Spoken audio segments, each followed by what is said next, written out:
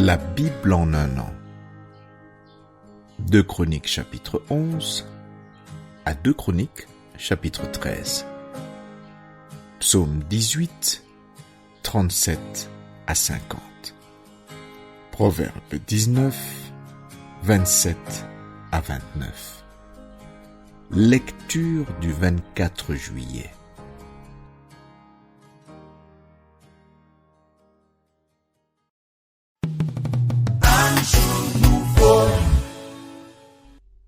Romains chapitre 8, 26 à 39.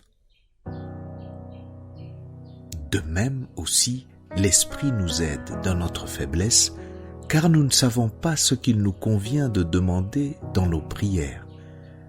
Mais l'Esprit lui-même intercède par des soupirs inexprimables. Et celui qui sonde les cœurs connaît quelle est la pensée de l'Esprit, parce que c'est selon Dieu qu'il intercède en faveur des saints. Nous savons, du reste, que toute chose concourt au bien de ceux qui aiment Dieu, de ceux qui sont appelés selon son dessein. Car ceux qu'il a connus d'avance, il les a aussi prédestinés à être semblables à l'image de son Fils, afin que son Fils fût le premier-né entre plusieurs frères. Et ceux qu'il a prédestinés, il les a aussi appelés. Et ceux qu'il a appelés, il les a aussi justifiés. Et ceux qu'il a justifiés, il les a aussi glorifiés. Que dirons-nous donc à l'égard de ces choses?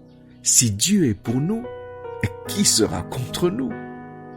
Lui qui n'a point épargné son propre Fils, mais qui l'a livré pour nous tous, comment ne nous donnera-t-il pas aussi toutes choses avec lui?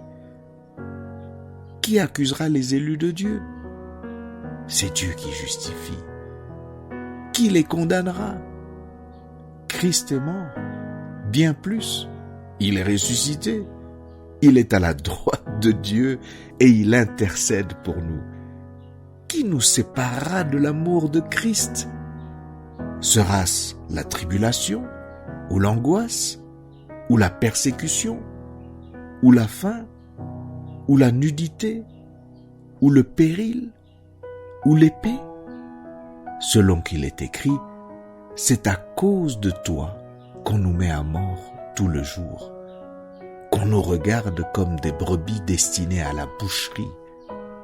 Mais dans toutes ces choses, nous sommes plus que vainqueurs par celui qui nous a aimés. Car j'ai l'assurance que ni la mort, ni la vie, ni les anges, ni les dominations, ni les choses présentes, ni les choses à venir, ni les puissances, ni la hauteur, ni la profondeur, ni aucune autre créature ne pourra nous séparer de l'amour de Dieu manifesté en Jésus-Christ notre Seigneur.